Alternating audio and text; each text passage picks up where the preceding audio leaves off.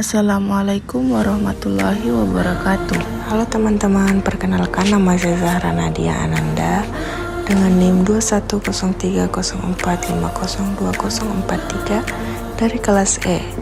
Di sini saya akan menjelaskan tentang analisis kebijakan kesehatan dengan dosen pengampu Ibu Nurul Fajriah Istiqomah, SKM MKes. Baik, yang pertama ada pengertian analisis kebijakan kesehatan. Analisis adalah proses berpikir yang menguraikan beberapa komponen untuk dikenal menjadi satu kesatuan. Kemudian kebijakan adalah langkah yang diambil ketika mendapat masalah atau persoalan. Sedangkan kesehatan adalah keadaan sejahtera baik mental, fisik, sosial maupun ekonomi. Nah, selanjutnya peran dan fungsi analisis kebijakan kesehatan. Yang pertama, fokus terhadap masalah yang ada dan diselesaikan. Kedua, disiplin ilmu yang berkaitan dengan ekonomi, politik, pembangunan desa, hukum, atau undang-undang dasar kesehatan. Ketiga, mengetahui tindakan yang tepat untuk menyelesaikan suatu masalah dengan tepat. Yang keempat, keputusan yang sesuai atas suatu masalah. Dan yang terakhir, menelaah fakta yang muncul berkaitan dengan data atau informasi. Di sini juga ada karakteristik analisis kebijakan kesehatan. Yang pertama, interdependensi, yaitu masalah yang berbentuk sistem yang saling berkaitan atau saling tergantung. Yang kedua, subjektif, yaitu dianalisis dan diinterpretasi dan juga diselesaikan dengan cara selektif. Dan yang ketiga, artifisial atau tidak menentu. Yang keempat, dinamis atau berubah-ubah. Dan yang terakhir, tidak terduga atau kesimpulan sementara atau hipotesa. Kemudian kebijakan strategis terdapat 4 isu. Yang pertama, menyangkut kebijakan tertinggi yang ke arah visi misi instansi.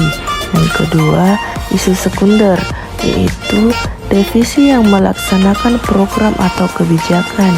Yang ketiga, isu fungsional, yaitu menyangkut masalah yang terkait dengan program. Dan isu terakhir, yaitu isu minor, adalah masalah susulan. Lingkup analisis kebijakan terdiri atas 4. Yang pertama, penetapan masalah kebijakan. Yang kedua, adopsi kebijakan.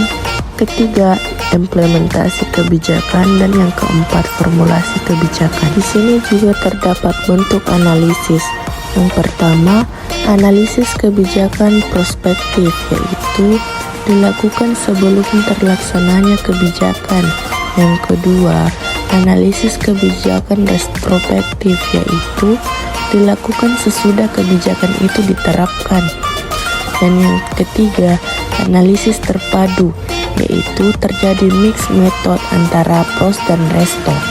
Teori keputusan terdiri atas 2, yaitu teori keputusan deskriptif dan teori keputusan normatif. Teori keputusan deskriptif yaitu terjadi sebelum penetapan kebijakan, sedangkan teori keputusan normatif yaitu untuk memperbaiki apa yang keliru. Kemudian pendekatan analisis terbagi atas 3, yaitu pendekatan normatif, evaluasi, dan empiris. Selanjutnya, komponen kebijakan terdiri atas 4. Yang pertama, konten atau isi kebijakan. Yang kedua, proses. Ketiga, konteks. Dan yang terakhir, aktor. Baiklah, sekian yang dapat saya sampaikan. Kurang lebihnya mohon dimaafkan. Thank you for watching.